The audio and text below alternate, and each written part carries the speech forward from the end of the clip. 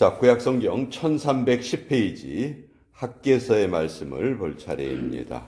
학개서 1장 12절에서 15절까지의 말씀, 구약성경 1310페이지에 기록되어 있습니다. 우리 학개서 1장 12절에서 15절까지의 말씀 같이 읽도록 하겠습니다. 시작. 스알디엘의 아들 스룹바벨과 여호사닥의 아들 대제사장 여호수아와 남은 모든 백성이 그들의 하나님 여호와의 목소리와 선지자 학개의 말을 들었으니 이는 그들의 하나님 여호와께서 그를 보내셨음이라. 백성이 다 여호와를 경외하며 그때 여호와의 사자 학개가 여호와의 위임을 받아 백성에게 말하여 이르되 여호와가 말하노니 내가 너희와 함께하노라 하니라. 여호와께서 스알디엘의 아들 유다 총독 스룹바벨의 마음과 여호사닥의 아들 대제사장 여호수아의 마음과 남은 모든 백성의 마음을 감동시키시매 그들이 와서 만군의 여호와 그들의 하나님의 전공사를 하였으니 그때는 다리오 왕 제2년 여섯째 달 24일이었더라. 하나님의 말씀입니다. 아멘. 자, 성경에 수많은 선지자들이 등장을 하는데 각각의 선지자들이 사역했던 기간이 다 다릅니다. 어떤 사역자는 정말 오랫동안 사역을 한 선지자도 있죠. 예를 들어서 예레미야 같은 경우는 40여 년이 넘게 하나님의 말씀을 전했어요. 반면에 오늘 우리가 살펴보니 학개 선지자는 가장 짧은 기간 동안 사역을 한 선지자예요. 그렇지만 학개 선지자가 끼쳤던 영향력은 엄청났습니다. 우리 보통 그런 말 하잖아요.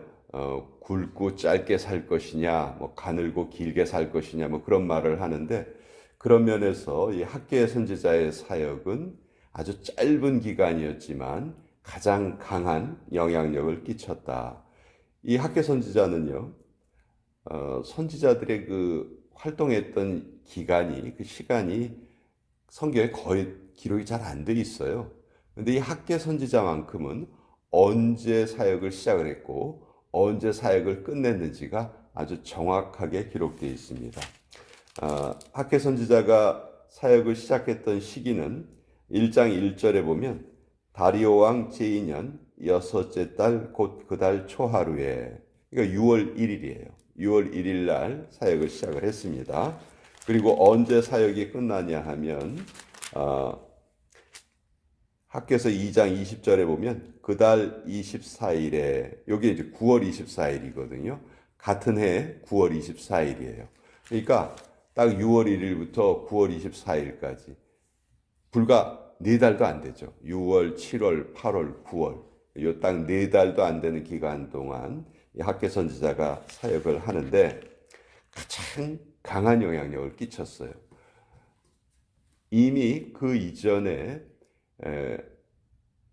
예루살렘에 1차 포로 귀환자들이 돌아와 있었어요. 약 5만여 명의 사람이 돌아와 있었습니다. 이들은 오늘 우리가 읽은 구절에 보면 스룹바벨과 여호수아의 이름이 나오는데 그때 정치적인 지도자는 스룹바벨이었고 백성들의 대제사장, 즉 영적인 지도자 역할은 여호수아가 하고 있었어요.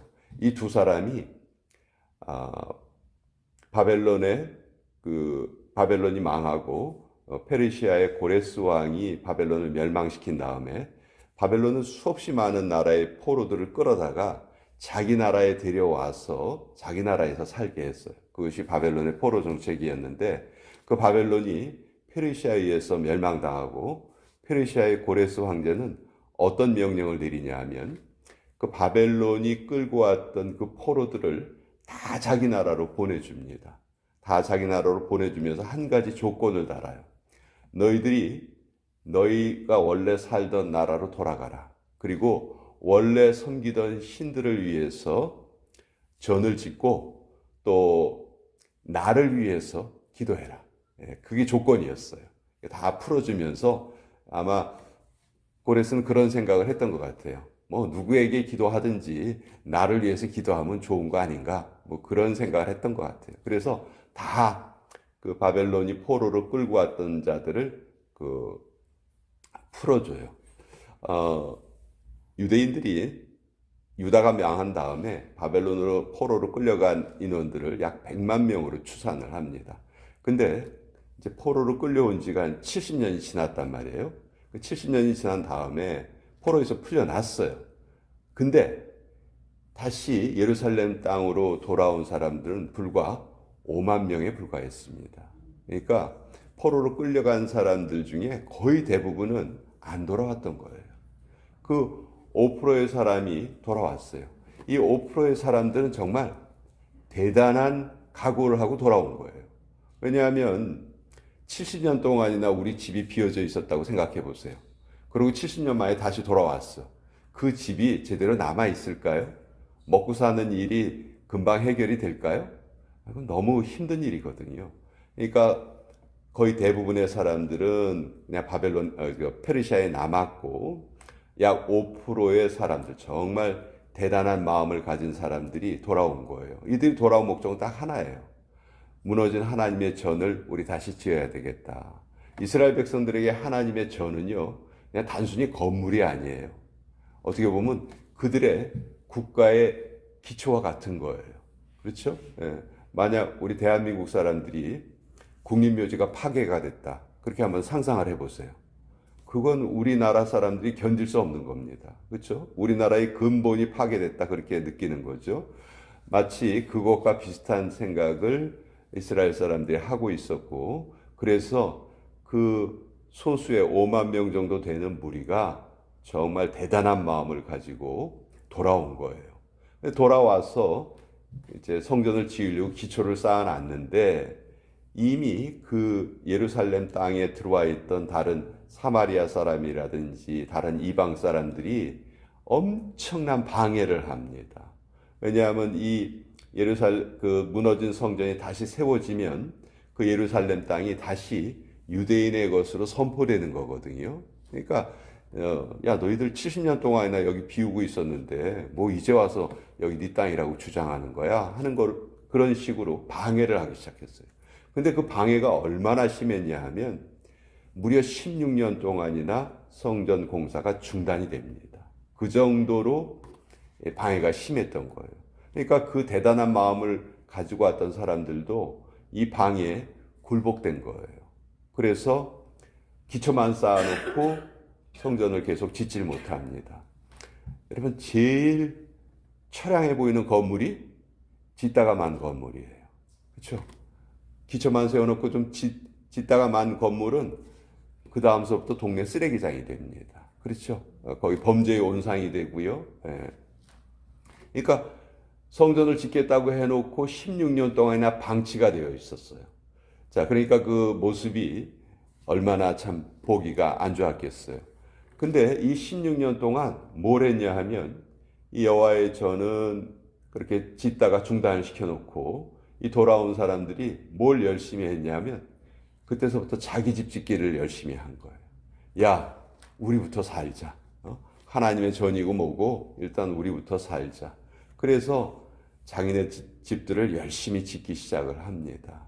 그래서 이제 어느덧 16년이 지나고 나니까 하나님의 전 저거 뭐 저거 어떻게 짓냐, 저거 그냥 놔두고 우리냐 그냥 잘 살자 하는 그런 마음을 갖게 된 것이죠. 그때 하나님이 2명의 선지자를 동시에 보내십니다.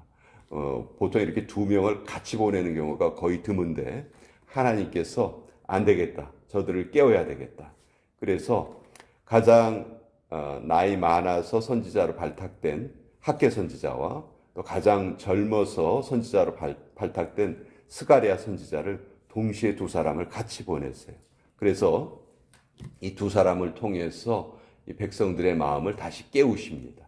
너희 지금 뭐 하고 있니? 너희가 여기 돌아온 이유가 뭐니?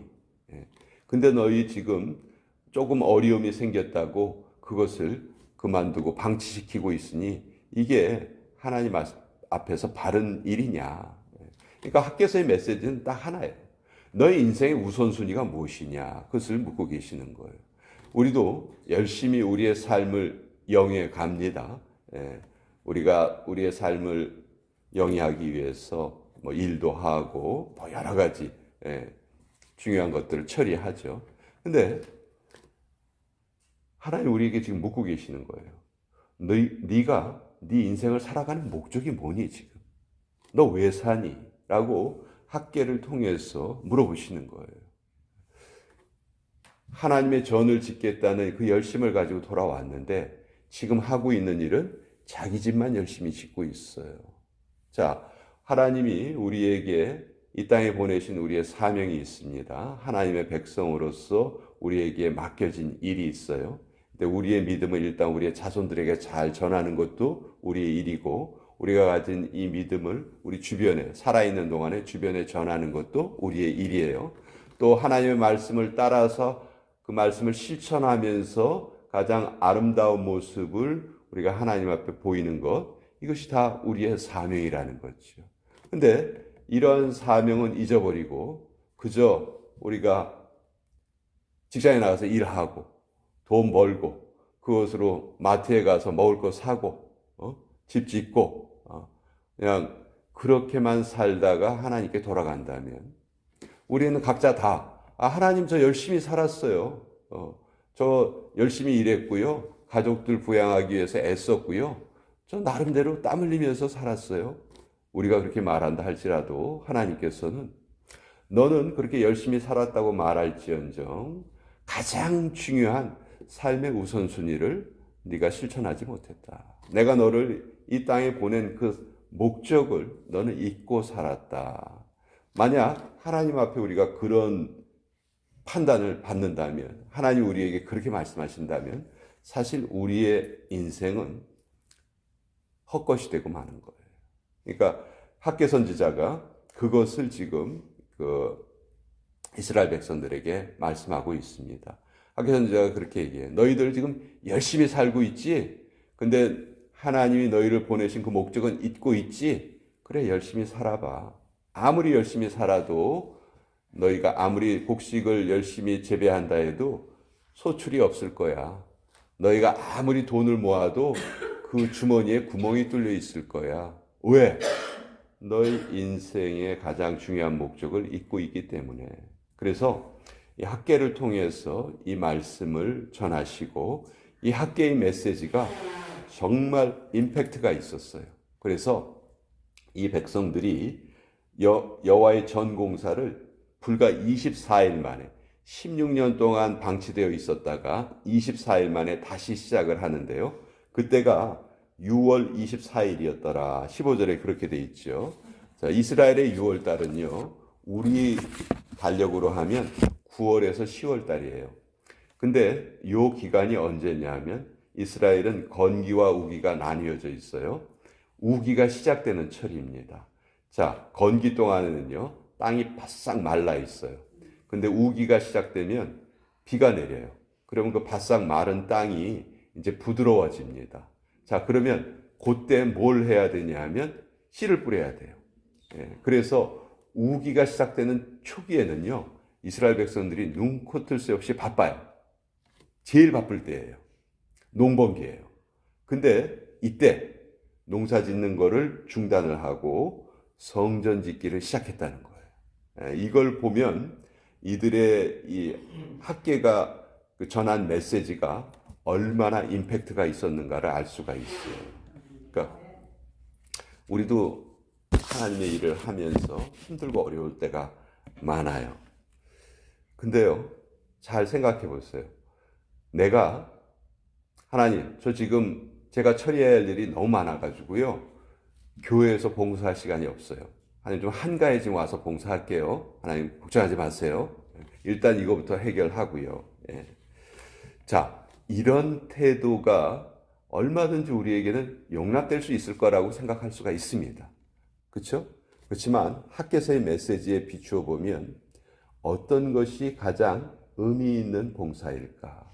오히려 우리가 시간이 없을 때, 힘이 약할 때, 우리의 물질이 부족할 때, 그러나 그럼에도 불구하고 하나님의 일을 먼저 우선으로 알고 교회에 먼저 봉사하고 먼저 교회에 시간을 드리는 것. 사실 이것이 가장 중요한, 가장 하나님이 기쁘게 보시는 그런 우리의 삶의 모습이다. 이제 그것이 학개서에 나타나고 있는 거예요. 그래서 이스라엘 백성들이 이때 완전히 삶의 태도를 바꾸었구나. 그 전까지는 자기들이 우선이었지만 이제 하나님을 우선하는 삶으로 바뀌었구나. 그랬더니 하나님 기뻐하시면서 이 이전까지는 너희가 그렇게 애를 써도 수확이 없었지만 내가 오늘서부터는 너희가 하는 모든 일에 복을 내리겠다. 이렇게 하나님께서 선언하신 내용이 또 학개서에 나와 있어요. 그래서 가장 짧지만 가장 강력하게 사역을 했고 또 그 사역의 결과가 가장 아름답게 드러난 선지자가 이 학개 선지자다. 그래서 두 번째 성전 스룹바벨 성전의 완공을 실질적으로 그 메시지를 주고 그것을 이루었던 선지자가 학개와 스가랴 선지자 두 사람이었다 하는 것을 또 우리가 깨닫게 됩니다. 자, 오늘